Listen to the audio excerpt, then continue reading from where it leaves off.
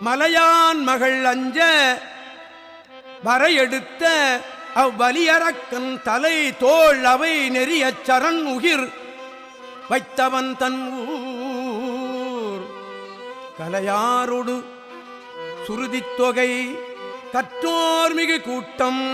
விலையாயின சொல் தேர் தரும் வேணுபுறம் அதுவே பயமுண்டவமாலும் அடி காணாது அலமாக்கும்